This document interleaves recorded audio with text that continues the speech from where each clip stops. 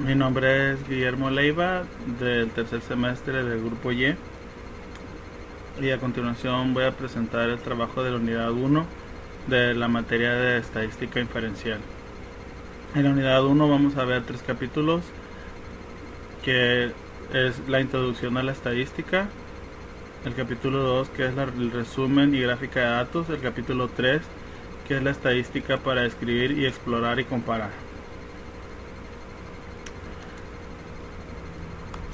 A continuación, en el tema 1.2, que es pensamiento estadístico, voy a dar un conjunto de definiciones de lo que es datos, estadística, población, censo y muestra.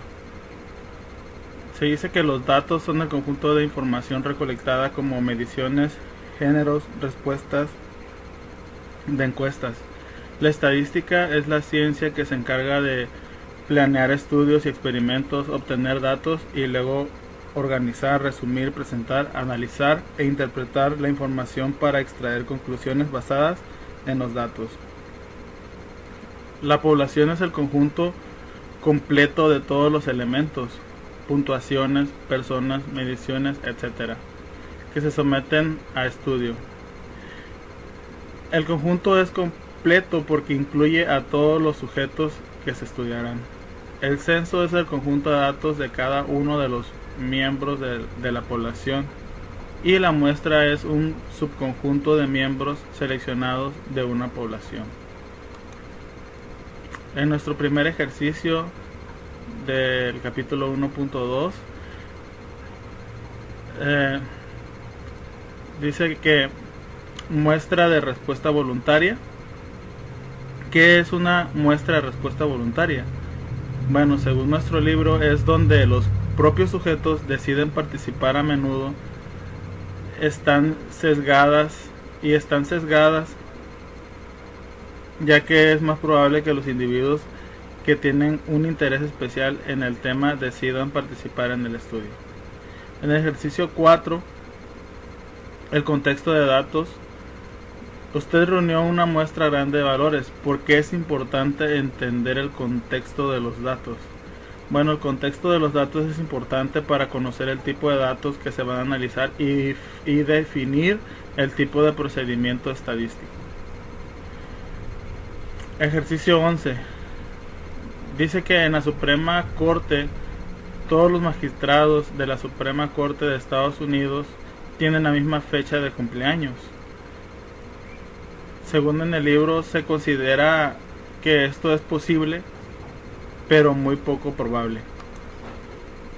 El ejercicio 28 nos plantea un problema, una estadística. Dice que los accidentes de vehículos todoterreno, la asociación Press publicó un artículo con el título Accidentes de vehículo todoterreno. Causaron la muerte de 704 personas en el 2004. El artículo señalaba que se trata de un nuevo récord y lo comparó con las 617 muertes del año anterior. También se incluyeron otros datos sobre la frecuencia de lesiones.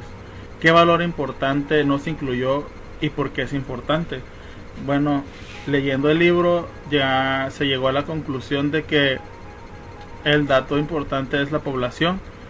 Y es de suma importancia porque no sabemos si esta estadística está basada en un conjunto de elementos mayor o menor en los diferentes años.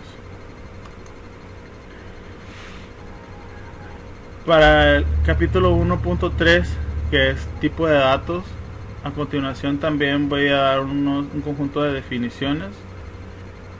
Parámetro. Parámetro es una medición numérica que describe algunas características de una población. Estadístico. Estadístico es una medición numérica que describe algunas características de una muestra. Los datos cuantitativos o numéricos consisten en números que se representan por conteos o mediciones.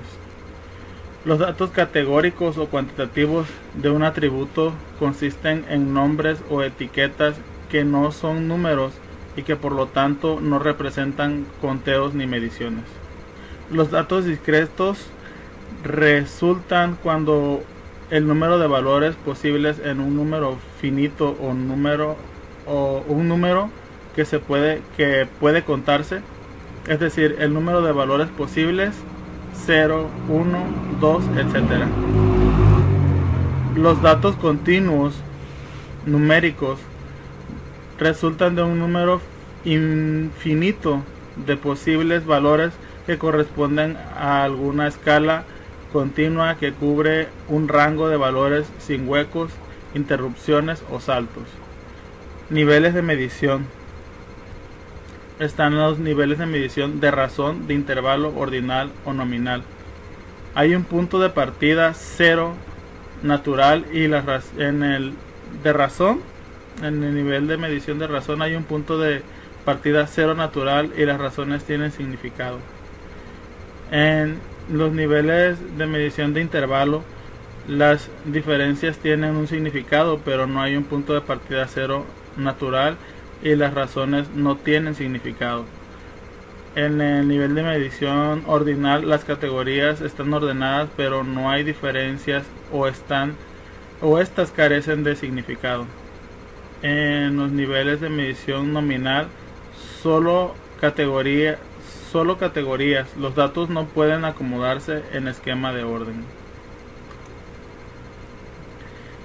Bien, el ejercicio número 2 dice sobre los datos cuantitativos y categóricos. ¿Cuál es la diferencia entre los datos cuantitativos y categóricos? La diferencia es que los cuantitativos representan números y pueden contarse o medirse, y los categóricos no. En el ejercicio 13 nos plantea un problema: dispositivos para cruzar las calles en la ciudad de Nueva York. Dice que hay 3.200 dispositivos para cruzar las calles. Los peatones tienen que presionar un botón de dichos dispositivos ubicados en las intersecciones de tránsito para controlar las luces del semáforo. Se descubrió que 2.500 de dichos dispositivos no funcionan, según el artículo Fox Exerts in New York Futility Push Button de Michael Luo, New York Times.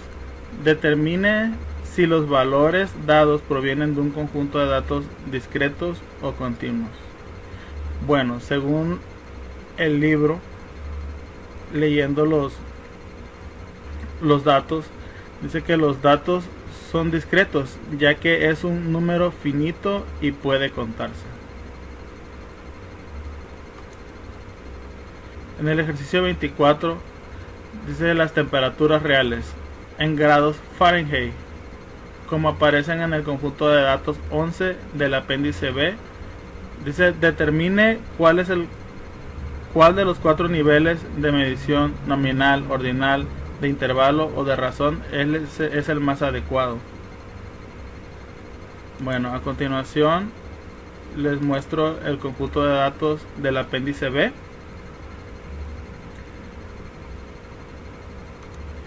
Y la respuesta es del nivel de medición de intervalo, ya que las diferencias tienen un significado, pero no hay un punto de partida cero natural. Como pueden ver, las diferencias tienen un significado, pero no hay un punto de partida cero.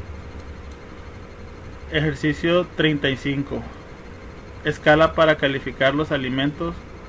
Un grupo de estudiantes elabora una escala para calificar la calidad de los alimentos en la cafetería, donde 0 representa neutral, ni buena ni mala. A los alimentos de mala calidad se les asigna números negativos y a los alimentos de buena calidad se les otorga números positivos. La magnitud del número corresponde al grado de buena o mala calidad. Los primeros 3 elementos se califican 2, 4 y menos 5. ¿Cuál es el nivel de medición de este tipo de calificaciones? Bueno, el nivel de medición es ordinal, ya que es probable que la diferencia entre los alimentos no tenga un significado, ¿verdad? Ya que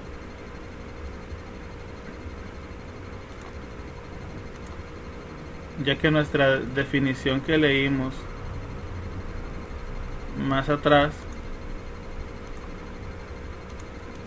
nos dice que el conjunto de datos ordinal, las categorías están ordenadas, pero no hay diferencia entre no hay diferencias o estas carecen de un significado. ¿Okay?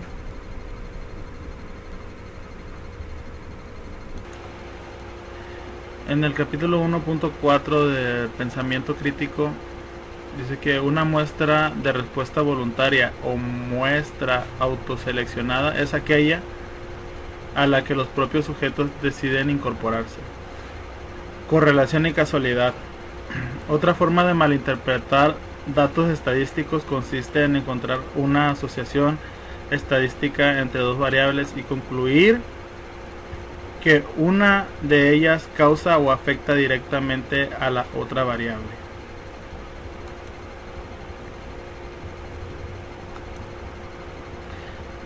En los ejercicios, el ejercicio 3, que es de correlación y casualidad, dice que con el uso de datos del FBI y de la Oficina de Alcohol, Tabaco y Armas de Fuego, métodos estadísticos demostraron que para los diferentes estados de Estados Unidos existe una correlación o asociación entre el número de armas automáticas registradas y la tasa de homicidios. Podemos concluir que es incorrecto en el número de armas, podemos concluir que es incorrecto en el número de armas automáticas registradas causa un aumento de la tasa de homicidios. ¿Podríamos reducir la tasa de homicidios disminuyendo el número de armas automáticas registradas? La respuesta es que no, porque la correlación entre dos variables no implica que una sea causa de la otra. Lo podemos ver en el ejemplo que se muestra en el libro, donde dice que el tabaquismo y la frecuencia del pulso están relacionadas. Esta relación se denomina correlación. Sin embargo, incluso si descubrimos que el número de cigarrillos se relaciona con la frecuencia del pulso, no podríamos concluir que una variable causó la otra. En específico, una correlación no implica casualidad. En el ejercicio 11 del chocolate, que el chocolate es un alimento saludable, el New York Times publicó un artículo que incluía la siguiente afirmación: por fin el chocolate ocupa un lugar que merece en la pirámide alimenticia, junto a sus vecinos de clase alta, el vino tinto, las frutas, los vegetales y el té verde. Varios estudios reportaron en el Journal of Nutrition revelaron que después de comer chocolates, los sujetos a prueba incrementaron los niveles de antioxidantes en su sangre. El chocolate contiene flavonoides, antioxidantes asociados con la disminución del riesgo de enfermedades cardíacas y accidentes vasculares cerebrales. Mars Inc., la empresa de dulces, y la Chocolate Manufacturers Association financiaron gran parte de la investigación. ¿Qué es incorrecto en este estudio? Bueno, el error es que este estudio está hecho para el propio beneficio de una empresa que vende chocolates. Es por ello que los resultados pudieron ser manipulados. Es ilógico que una empresa vaya a hacer una investigación y que los resultados sean en contra de esa empresa. Entonces el error consiste en eso, que la Chocolate Manufacturer Association financiaron gran parte de esa investigación. En el ejercicio 23 de porcentajes, en una encuesta Gallup aplicada a 734 usuarios de internet, el 49% reveló de manera frecuente o ocasional realiza compras en línea. ¿Cuál es el número de usuarios de internet que afirmaron que compran en línea de manera frecuente o ocasional? Bueno, según el libro nos da unos métodos para sacar el porcentaje. Dice que para encontrar el porcentaje de una cantidad, excluye el símbolo de por ciento, divide el valor del porcentaje entre 100 y después multiplique por la cantidad En el ejemplo se muestra que el 6% de 1200 es 72. Esto es 6 entre 100 por 1200, que es igual a 72. En nuestro ejercicio 23, aplicando lo que vimos en el libro, dividimos 49 entre 100 y lo multiplicamos por 734, que es el número de usuarios de internet, y nos da el resultado de 359.66, y ese es el número real de usuarios de internet que afirmaron que compran en línea de una manera frecuente u ocasional. Bueno, de los 734 usuarios de internet encuestados en Gallup, 323 dijeron que de manera frecuente u ocasional realizan planes de viaje consultando información en línea. ¿Cuál es el porcentaje de personas que afirmaron que de manera frecuente o ocasional realizan planes de viaje consultando información en línea? Bueno, en este caso nos están pidiendo el porcentaje, que es lo contrario de lo que nos piden al principio.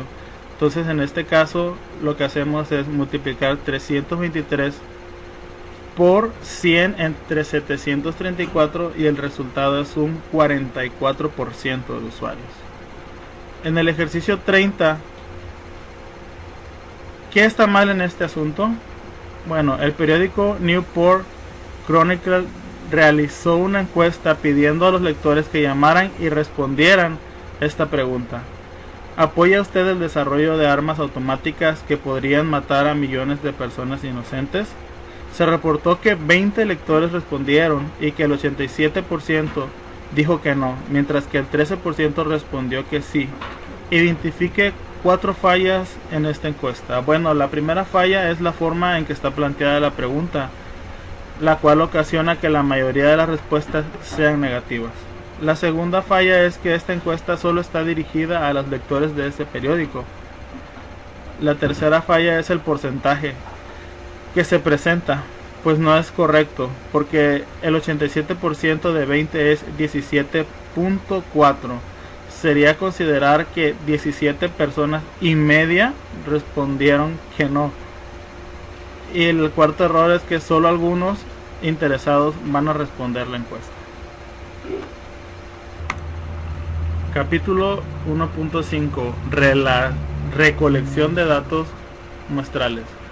Si los datos muestrales no se reúnen de forma adecuada, resultan tan inútiles que ningún grado de tortura estadística podría salvarlos. En un estudio observacional vemos y medimos características específicas, pero no intentamos modificar los sujetos que estamos estudiando. En un experimento aplicamos algunos tratamientos y luego procedemos a observar sus efectos sobre los sujetos. En los experimentos los sujetos se denominan unidades experimentales. En una muestra aleatoria, los miembros de la población se seleccionan de forma que cada miembro individual tenga la misma posibilidad de ser elegido. Una muestra probabilística implica que seleccionar a miembros de una población de forma que cada miembro tenga una posibilidad conocida, aunque no necesariamente la misma, de ser elegido.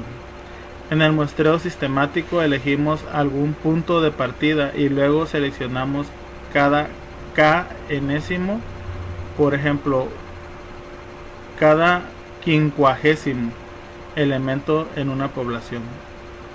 En el muestreo de conveniencia simplemente se utilizan resultados que sean muy fáciles de obtener. En el muestreo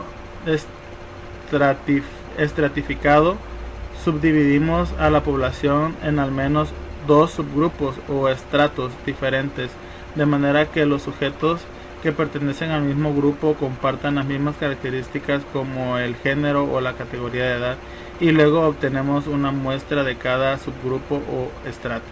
En el muestreo por conglomerados, primero dividimos el área de la población en secciones o conglomerados, luego elegimos al azar algunos de estos conglomerados y después elegimos a todos los miembros de los conglomerados seleccionados.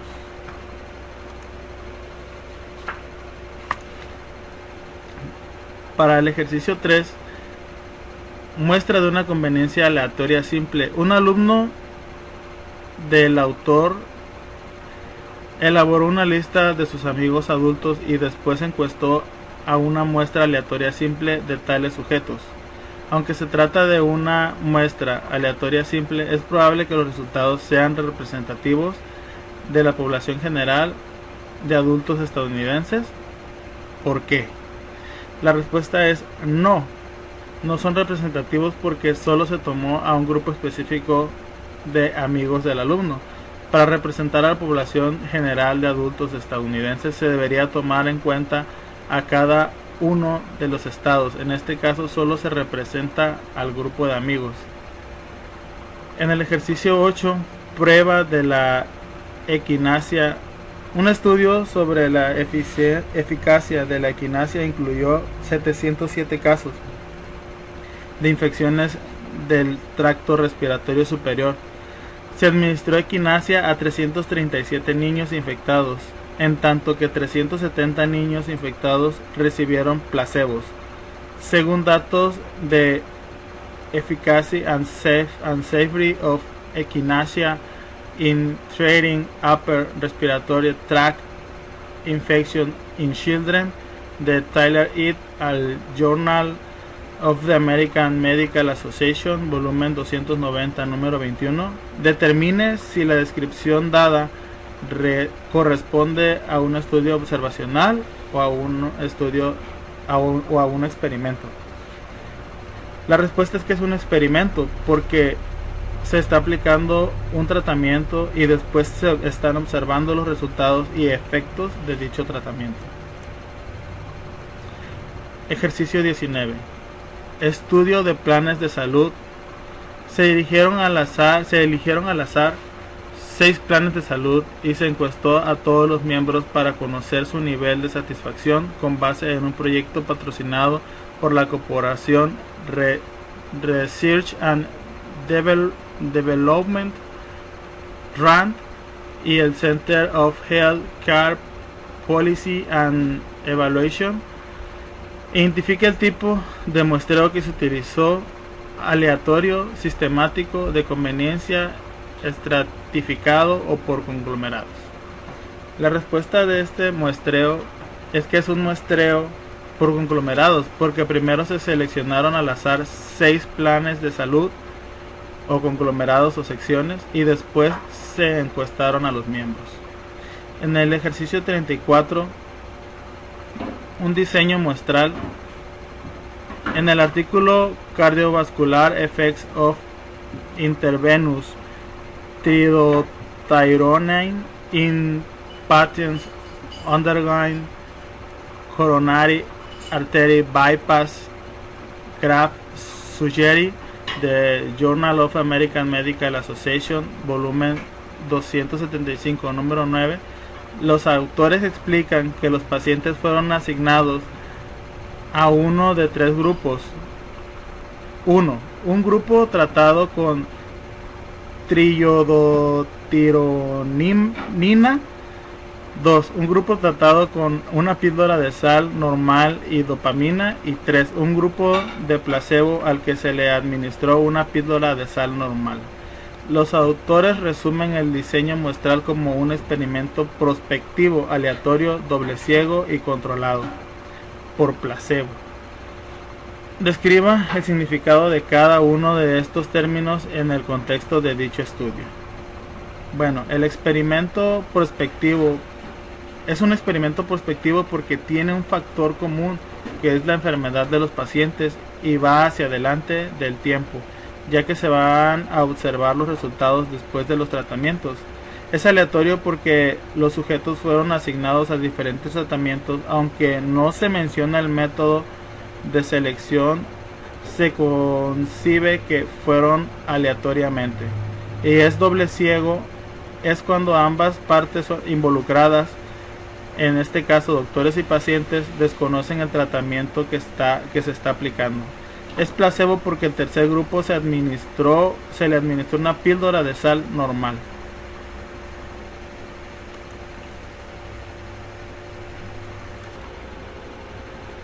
Continuando con el capítulo número 2, que es resumen y gráfica de datos. El 2.2 es distribuciones de frecuencia. Una distribución de frecuencia o tabla de frecuencias indica cómo un conjunto de datos se divide en varias categorías o clases. Al listar todas las categorías junto con el número de valores de los datos que hay en cada una. Una variable importante en la distribución básica de frecuencias es la distribución de frecuencias relativas. Es una distribución de frecuencias relativas. La frecuencia de una clase se sustituye con una frecuencia relativa, una proporción o una frecuencia porcentual, un porcentaje. La frecuencia acumulada de una clase es la suma de frecuencias para una clase y todas las clases anteriores. Una distribución normal. La distribución normal, al inicio las frecuencias son bajas, después se incrementan hasta un punto máximo y luego disminuyen.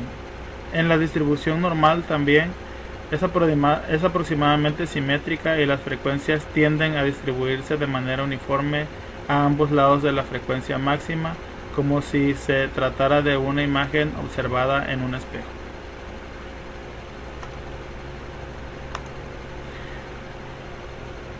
En el ejercicio 2, distribución de frecuencias relativas. Después de construir una distribución de frecuencias relativas que resuma las puntuaciones del CI de estudiantes universitarios, ¿cuál debería ser la suma de las frecuencias relativas? Bueno, la suma de las frecuencias relativas, el resultado debería de ser 1 o el 100%, aunque debido a los factores de redondeo se podría aceptar un valor aproximado de un 99% o un 101%. En el ejercicio 9, identificación de la distribución. Si hacemos una interpretación estricta de los criterios relevantes descritos en la página 50, parece que la distribución de frecuencias del ejercicio 5 tiene una distribución normal. Si los criterios se interpretan con poco rigor, pareciera que la distribución no es normal. Si se interpretan con los criterios con poco rigor, podemos decir que la distribución es normal.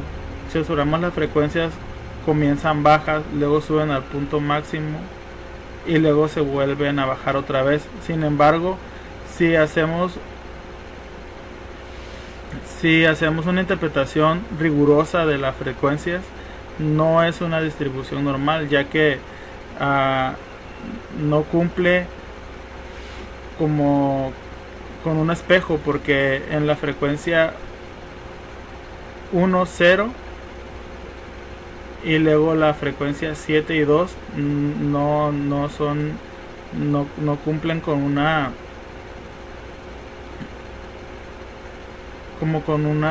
con un orden.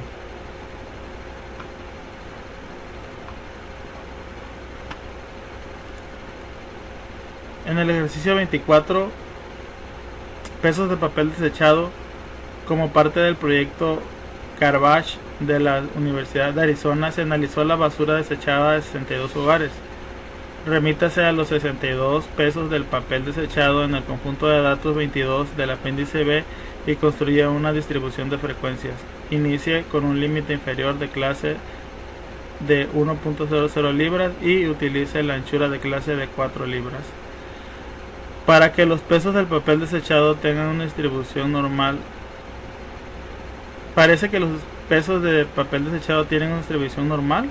Compare los pesos del papel desechado con los pesos del metal desechado consultando la distribución de frecuencias del ejercicio 7. Bueno, a continuación se muestra las clases de intervalos y los intervalos que van que tienen una anchura de clase de 4.00 libras, empezando en 1.00 libras en el límite inferior, y en el límite superior pues ya sube hasta 5 por la anchura de clase. Y a continuación se muestran las frecuencias. La frecuencia va de 8 a 31, que sería como el valor máximo, y luego vuelve a bajar 17, 4, 2 hasta llegar a 0. Los pesos del papel desechado, si se analizan con un criterio de distribución normal, pues sí tienen una distribución normal.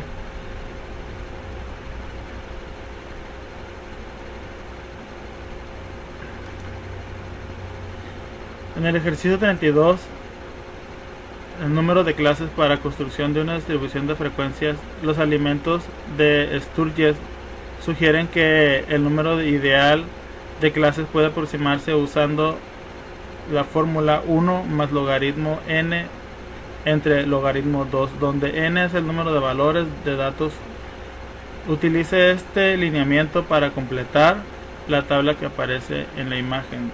La tabla es la que aparece del lado derecho, y del lado izquierdo podemos ver ya la tabla completada con utilizando la fórmula 1 más logaritmo n sobre logaritmo 2.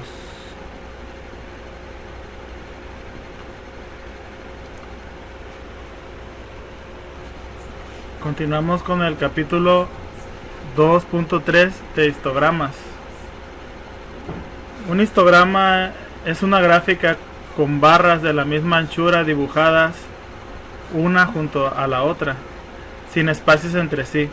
La escala horizontal representa clases de valores de conjuntos cuantitativos, en tanto que la escala vertical representa frecuencias. Las alturas de las barras corresponden a los valores de frecuencia.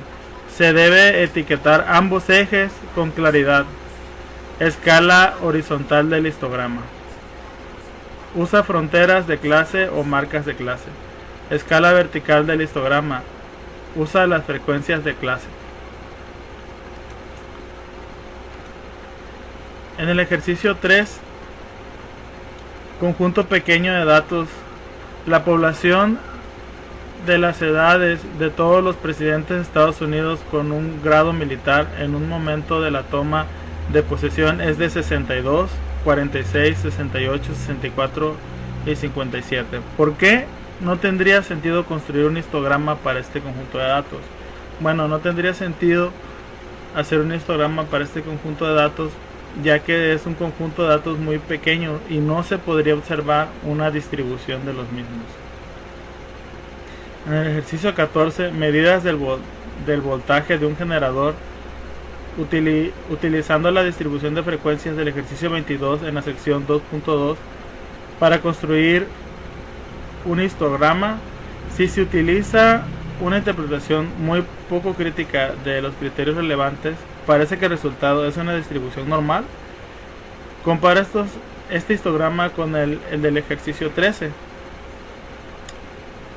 Bueno, a continuación voy a mostrar el resultado de la gráfica para la frecuencia de voltajes para un generador, que se muestra del lado izquierdo de la pantalla, y del lado derecho se muestra la frecuencia para voltajes de generador de una casa, del que es del ejercicio 13.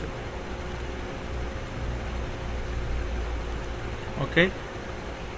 Bueno, la respuesta es que, siendo poco estrictos con la distribución de frecuencias de voltaje del generador, podríamos decir que sí es una distribución normal, ya que observamos la concentración de la mayoría de datos en el centro y la forma de la campana en la gráfica. Siendo poco estrictos, sí se puede determinar que es una distribución normal. Sin embargo, vemos la gráfica del ejercicio 13, esa no es una distribución normal.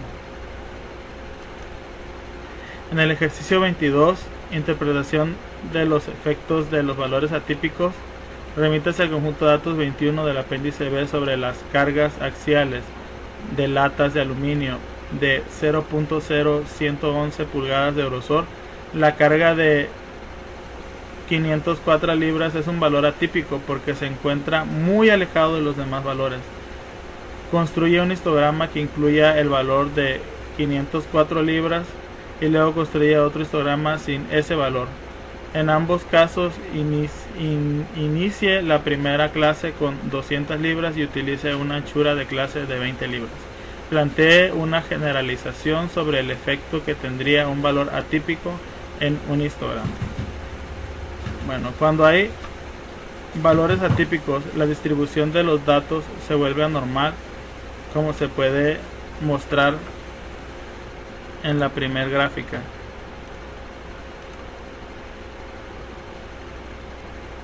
Vemos que el dato del lado derecho, que apenas se alcanza a mirar, está muy alejado de los otros datos. Esta es una gráfica con valor atípico. Viendo la definición que nos da el libro, dice que los valores atípicos son valores muestrales que están muy alejados de la vasta mayoría de los valores de la muestra. Entonces, regresando a la gráfica, vemos que cumple con lo que nos dice el libro.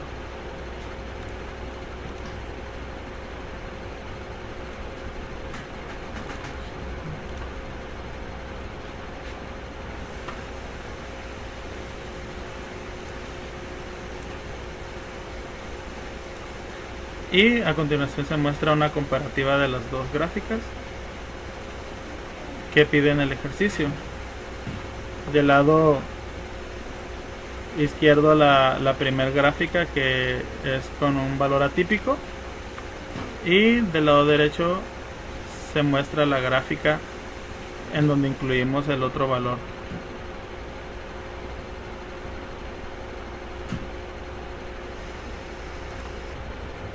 Continuando con el capítulo 2.4, gráficas estadísticas. Un tipo de gráfica estadística utiliza las marcas de clase. Un polígono de frecuencias utiliza segmentos lineales conectados a puntos que se localizan directamente por encima de los valores de las marcas de clase.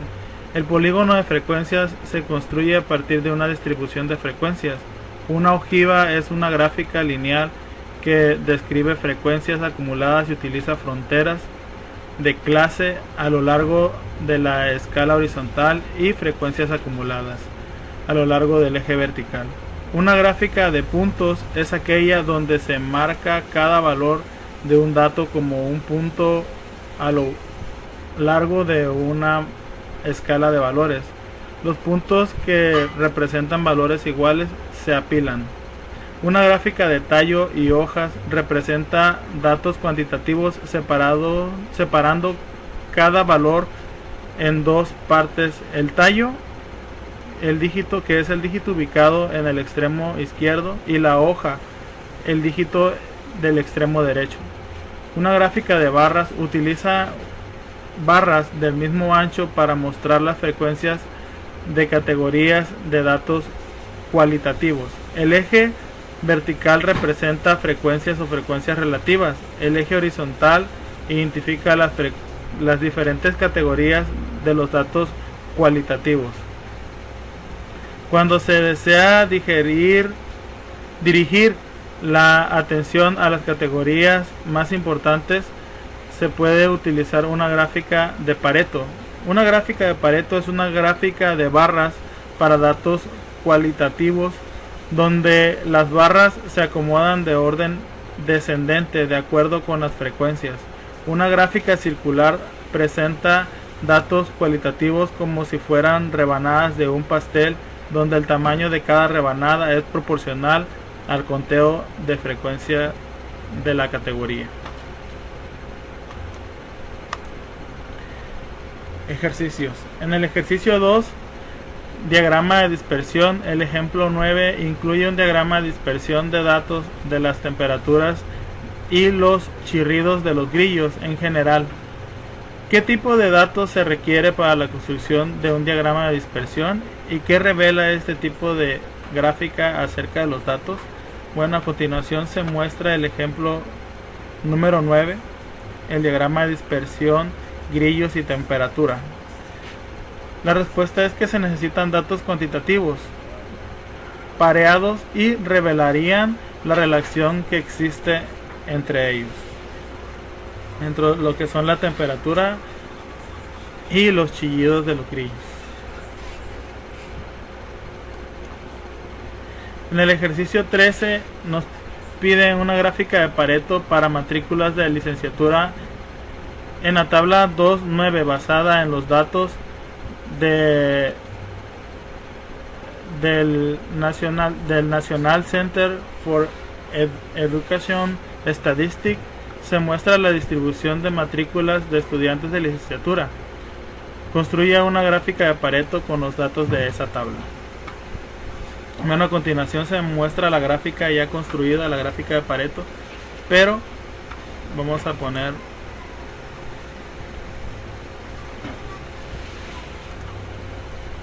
la gráfica en Minitab, cómo fue hecha.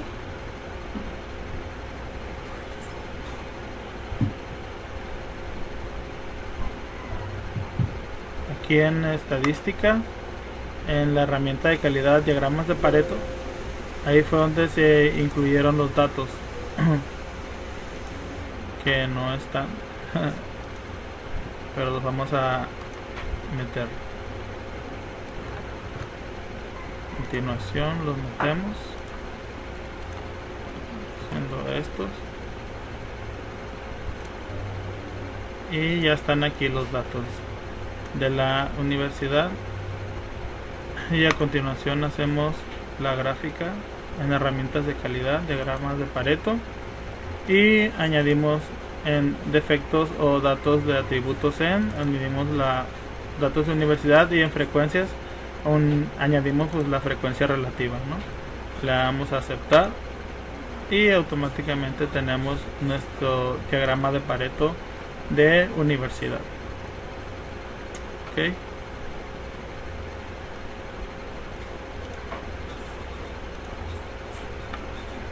Y aquí ya la podemos ver. En el ejercicio 18 nos pide una gráfica de Pareto de grupos sanguíneos. Construya una gráfica de Pareto que describa la distribución de los grupos sanguíneos del ejercicio 29 en la sección 2.2. Igual que la gráfica anterior, pues ya tenemos aquí una gráfica abierta en el Minitab de los tipos sanguíneos, y aquí está el diagrama de Pareto.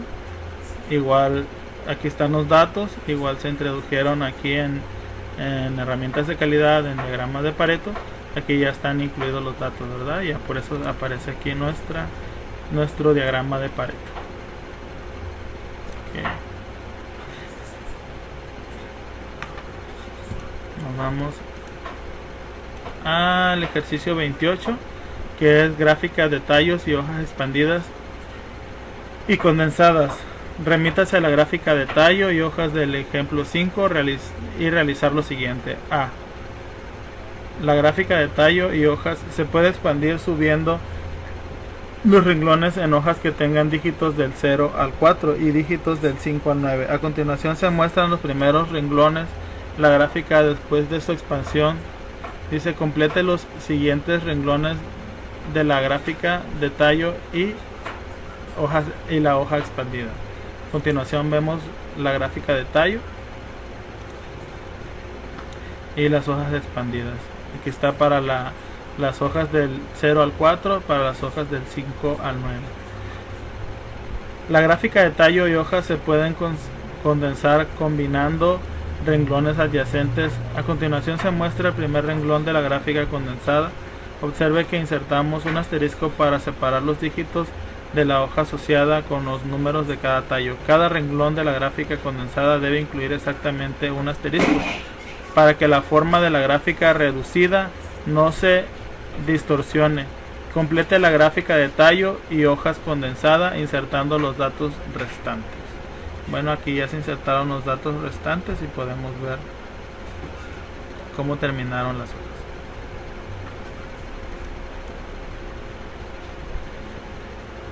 Capítulo 2.5 Pensamiento crítico, gráficas inadecuadas. Concepto clave: algunas gráficas son inadecuadas porque contienen errores y otras lo son porque, aunque sean técnicamente correctas, resultan confusas. Es importante desarrollar la habilidad para reconocer gráficas incorrectas y para identificar con exactitud los elementos confusos. En esta sección presentamos dos de los tipos más comunes de gráficas inadecuadas: ejes sin valor 0 Algunas gráficas son confusas porque uno o ambos ejes no indican en cero, de manera que las diferencias se exageran.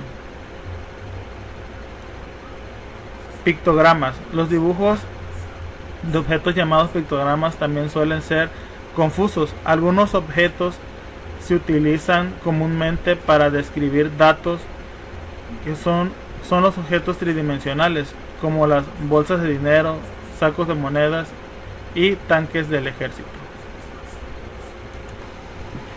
Ejercicio número 3. La ética en la estadística. Suponga que como reportero de un periódico usted debe graficar datos que muestren que un alto nivel de tabaquismo causa un mayor riesgo de cáncer pulmonar. Puesto que se podría ayudar a la gente y salvar vidas al crear una gráfica que exagere el riesgo de cáncer pulmonar, ¿sería ético construir una gráfica de este tipo? La respuesta es no. Obviamente no sería ético. Las gráficas deben ser justas y objetivas. Depende de cada persona consumir o no, sin ser manipulados por una información confusa o una información falsa. Ejercicio 5. Gráfica de peso según los datos de Gordon, Churchill, Clauser et al. Las mujeres tienen un peso promedio o una media de peso de 137 libras o 62 kilogramos y los hombres tienen un peso promedio o una media de peso de 172 libras o 78 kilogramos. En las gráficas se muestran al margen, se presentan esos dos promedios. Las gráficas describen los datos de forma imparcial. ¿Por qué? Bueno, las gráficas no describen los datos de forma imparcial porque el tamaño de la gráfica de los hombres es de mayor tamaño que el tamaño de la gráfica de las mujeres, por lo cual esto me provoca pensar que el peso de los hombres es en realidad mucho mayor que el de las mujeres en promedio.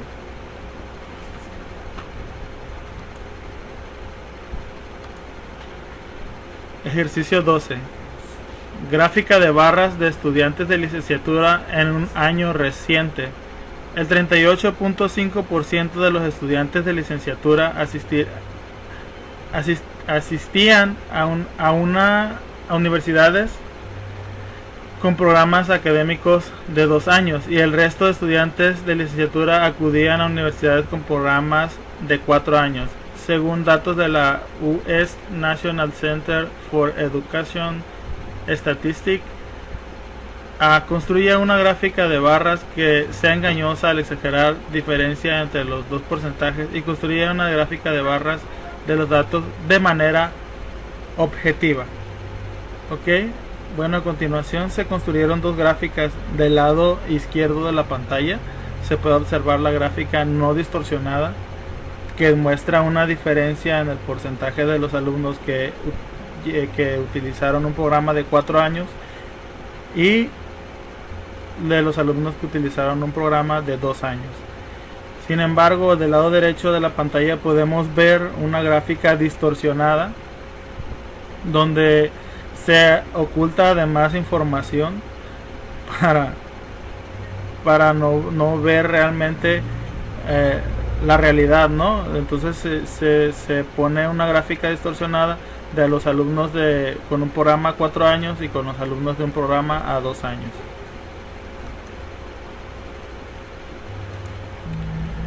Capítulo 3. Estadísticos para describir, explorar y comparar. Medidas de tendencia central. Una medida de tendencia central es un valor que se encuentra en el centro o a la mitad de un conjunto de datos. La media aritmética o media es un conjunto de datos.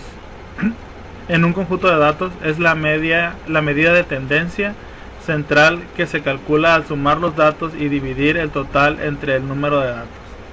La mediana es un conjunto de datos en la medida de tendencia central que implica el valor intermedio cuando los datos originales se presentan en orden de magnitud creciente o decreciente. La moda es un conjunto de datos, es el valor que se presenta con mayor frecuencia.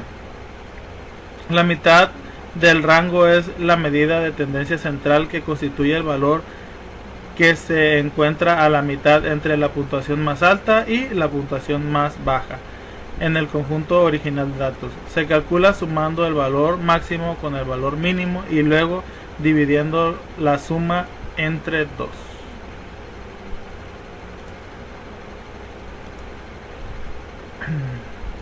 Ejercicios. Ejercicio 2. Promedio de un encabezado de USA Today afirmaba que el ingreso familiar promedio cae 2.3%. ¿Qué papel tiene el término promedio en esta estadística? Bueno, el término promedio en esta estadística es la medida de tendencia central que se calcula al sumar los datos y dividir el total entre el número de datos. ¿Se debería utilizar otro término en el lugar de la palabra promedio? Se pudiera utilizar el término como media aritmética o media. En los ejercicios 5 al 20 calcule la media, la mediana, la moda y la mitad del rango de los datos muestrales listados. También responda a las siguientes preguntas que se plantean. Ejercicio 8. Puntuaciones FICO. A continuación se presentan las calificaciones de crédito de una muestra aleatoria simple en la empresa FICO. Cuando se escribió este libro, la calificación FICO media reportada era 678. Al parecer, las puntuaciones FICO de la muestra son consistentes con la mediana reportada. Podemos observar que existen mayor cantidad de datos hacia arriba de la media reportada. Por lo tanto, podemos considerar consistentes los datos.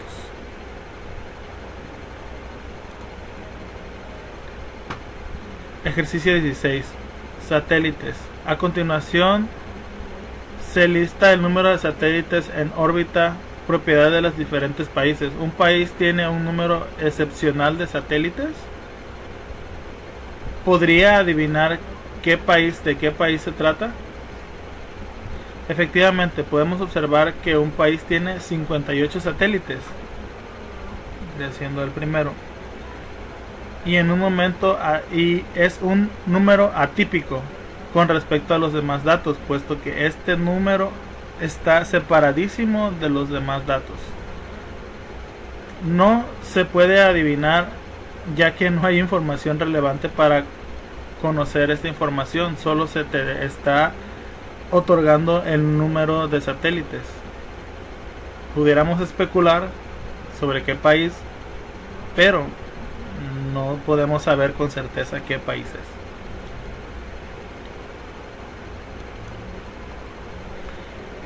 Ejercicio 27. Voltaje de una casa.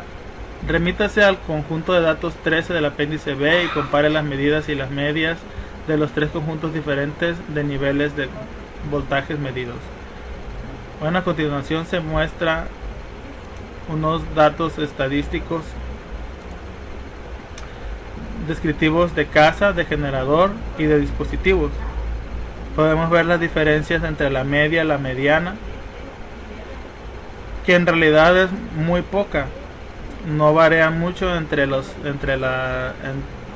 que es entre lo que es el voltaje de una casa, de un generador y de un dispositivo. En el ejercicio 41, mediana, cuando los datos se resumen en una distribución de frecuencias, la mediana puede calcularse identificando primero la clase de la mediana, la clase que es la clase que contiene la media.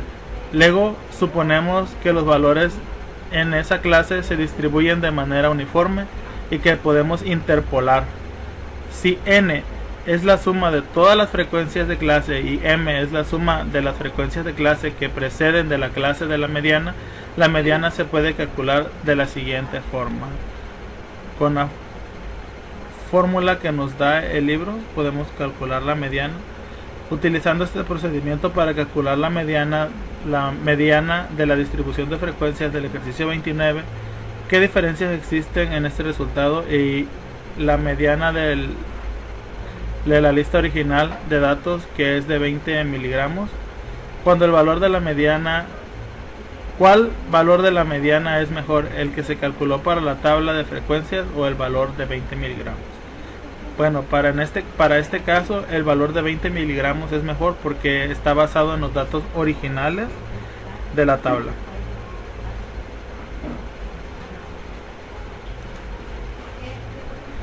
(3.3) Medidas de variación. En esta sección analizamos las características de variación. En particular presentamos las medidas de variación, que es el rango. El rango es el conjunto de datos. El rango de conjunto de datos es la diferencia entre el valor máximo y el valor mínimo. La desviación estándar de un conjunto de valores muestrales denota con S, es la medida de variación de los valores con respecto a la media. La variancia es un conjunto de valores es una medida de variación igual al cuadrado de la desviación estándar, y el coeficiente de variación en un conjunto de datos muestrales o poblaciones sin valores negativos, expresado como porcentaje, describe la desviación estándar de una relación con la media. Ejercicio 3. Comparación de la variación. ¿Cuáles datos cree usted que tengan mayor variación? ¿Los ingresos de una muestra aleatoria simple de 100 adultos elegidos de la población en general, o los ingresos de una muestra aleatoria simple de 1000 profesores de estadística? ¿Por qué? Bueno, la respuesta es que la variación en la muestra de adultos elegidos, tendría mayor variación la muestra de adultos elegidos de la población, ya que los profesores, al ser de una materia específica, muy probablemente tengan los mismos ingresos o ingresos muy parecidos. Sin embargo, pues los adultos pueden dedicarse a diferentes trabajos, tener diferentes ocupaciones, y la variación podría ser mucho mayor. En el ejercicio 14, salarios de entrenadores de fútbol americano de la NACAA. A continuación se presentan los salarios anuales de una muestra aleatoria simple de entrenadores de fútbol americano de la NCAA.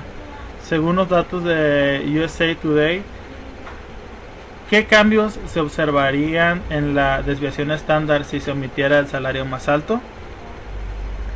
Bueno, la desviación estándar disminuye considerablemente al eliminar un valor atípico. En este caso sería el salario más alto. Podemos ver a continuación nuestro ejercicio en el Minitab y podemos ver la desviación estándar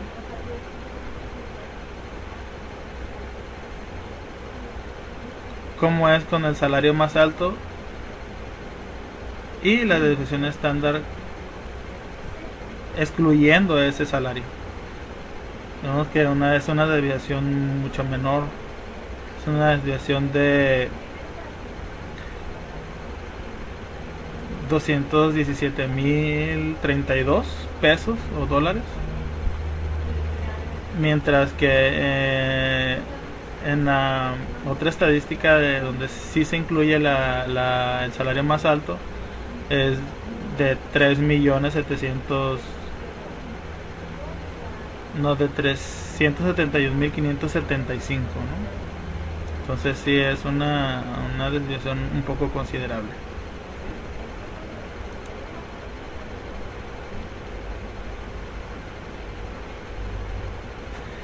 Coeficiente de variación. En los ejercicios 21 a 24 calcula el coeficiente de variación de cada uno de los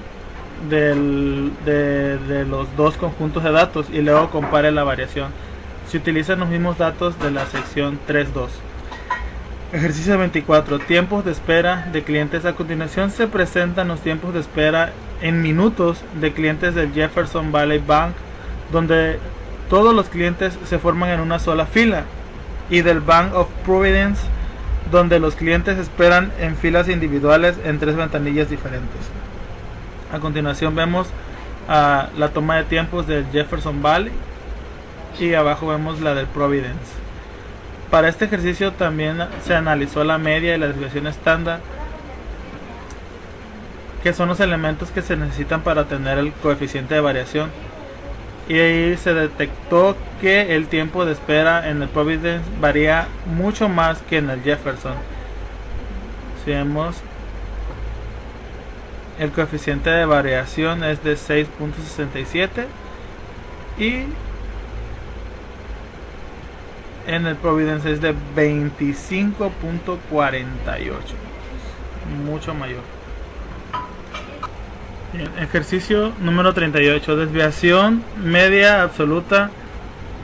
Permita que una población consista en los valores 1, 3 y 14. Se trata de los mismos valores utilizados en el ejemplo 1, los cuales representan el número de satélites militares de inteligencia propiedad de India, Japón y Rusia. Demuestre que cuando se eligen al azar muestras de tamaño 2 con reemplazo, las muestras tienen desviaciones medias absolutas que no se concentran alrededor del valor de la desviación media absoluta de la población. Entonces, con la siguiente fórmula vamos a calcular. La desviación media absoluta sería 5 más 3 más 8 sobre 3, que sería igual a 5.3. Tomando al azar dos datos, podríamos tener las siguientes combinaciones: 5 más 3 sobre 3, que serían 2.6, 5 más 8 sobre 3, que serían 4.3, y 3 más 8 sobre 3, que serían 3.6.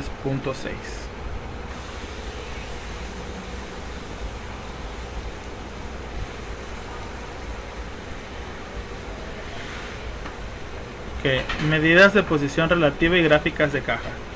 Ejercicio 3. Gráficas de caja. A continuación se presenta una gráfica de caja generada por StatDisk de las duraciones en horas de los vuelos de naves espaciales de la NASA, que nos indican los valores 0, 166, 215, 269 y que nos indican los valores presentados a continuación, que serían 0, 166, 215, 269 y 423. Bueno, el valor 0 representa el valor mínimo. El valor 166 representa el primer cuartil.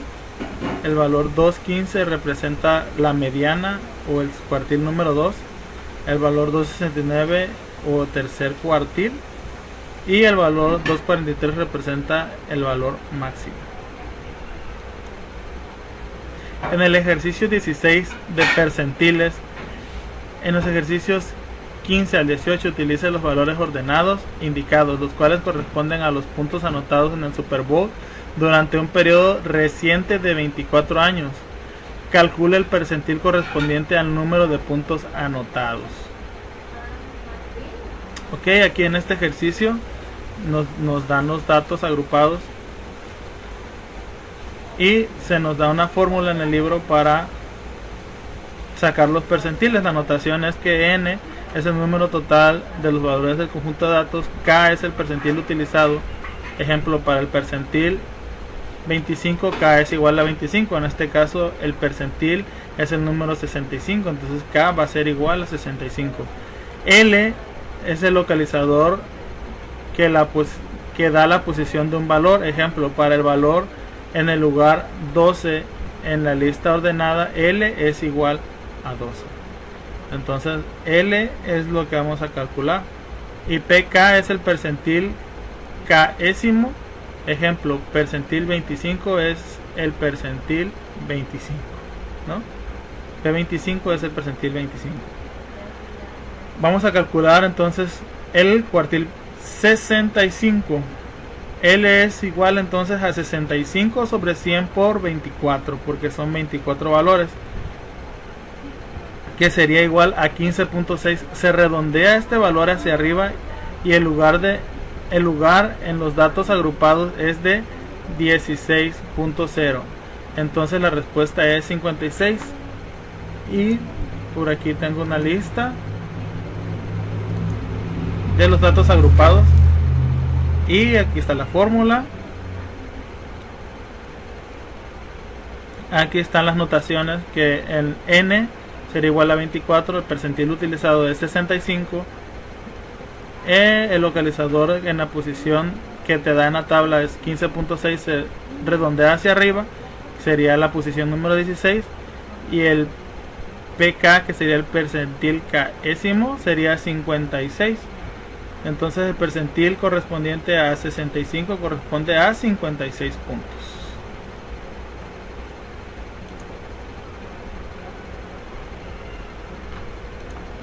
Bueno, si queremos comprobarlo también con el Minitab, metemos los puntos anotados en la lista de datos y en calcular, en calculadora, aquí en las funciones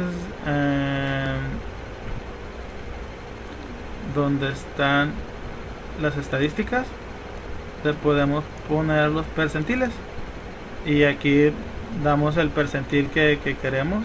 En este caso yo ya lo hice, el percentil 65 me dio 56.25, que es lo que aquí me dio 56, ¿no? 56 puntos.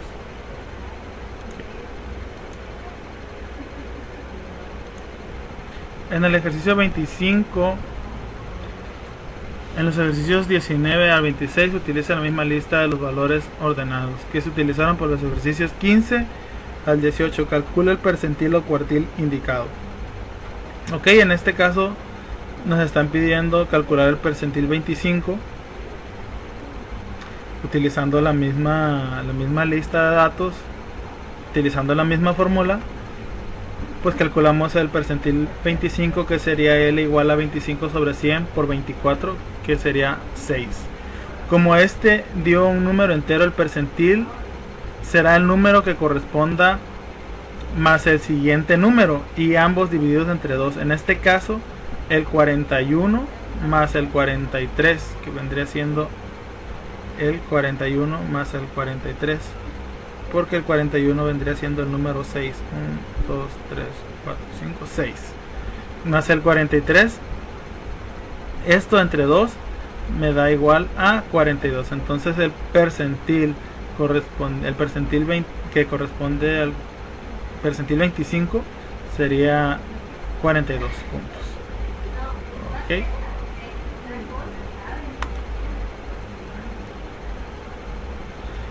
Ejercicio 38. Deciles y cuartiles. Para un conjunto de datos existen 9 deciles designados como D1, D2,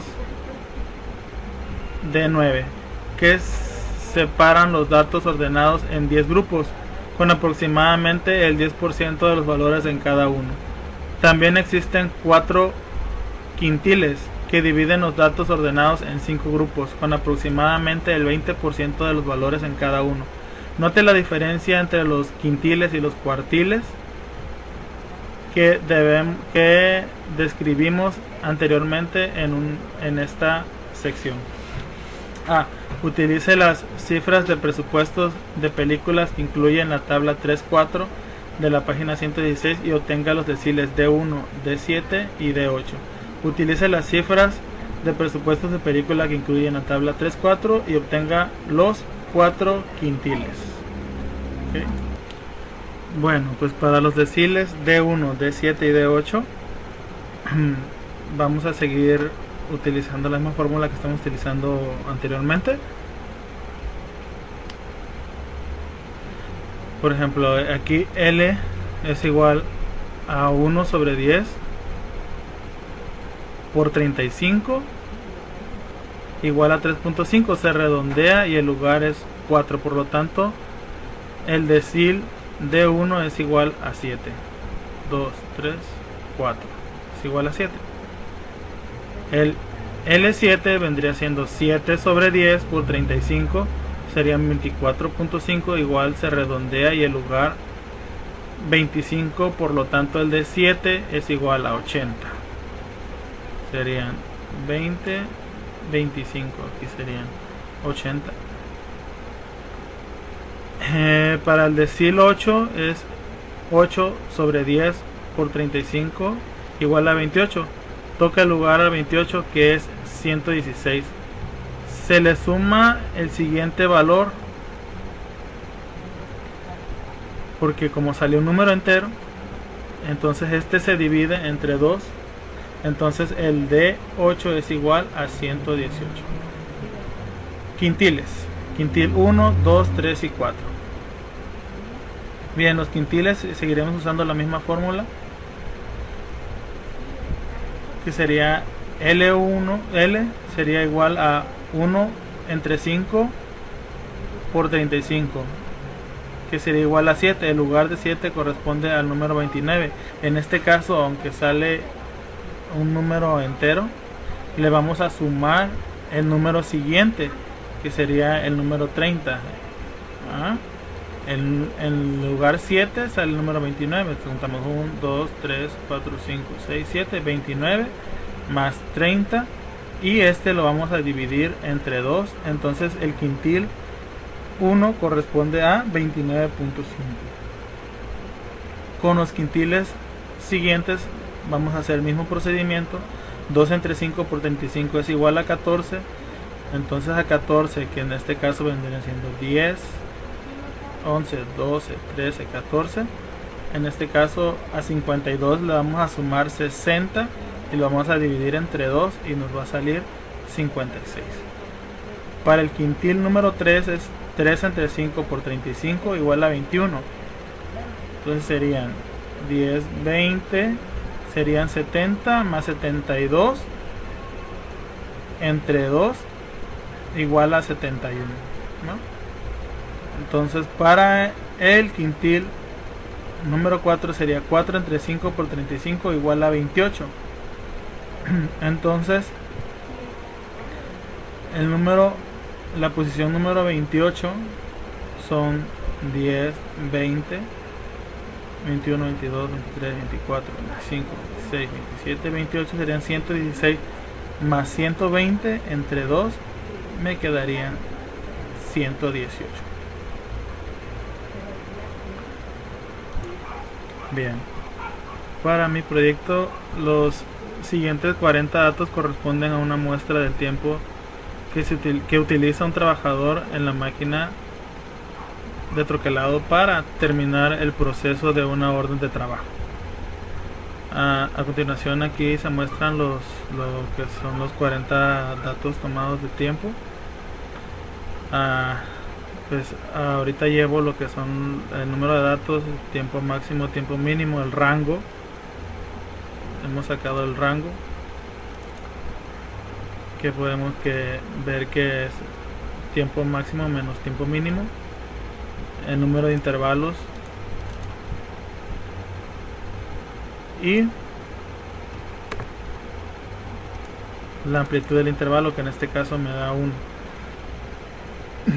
Hasta ahorita no me gusta mucho lo de la amplitud del intervalo. Entonces metimos los datos a Minitab y tenemos una desviación estándar de 1.374. Me marca un error un error estándar de la media. Entonces hice un histograma, y en el histograma me doy cuenta al ver las frecuencias que tengo un dato atípico.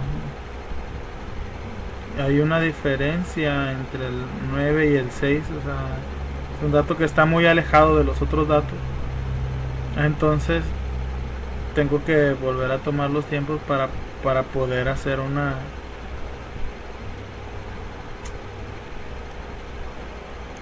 para que esto sea normal y tenga forma de campana. Necesito ver y tomar los tiempos de los otros trabajadores para ver cuál es la desviación estándar que tiene cada uno de ellos en cuestión de horas para terminar el proceso de una orden.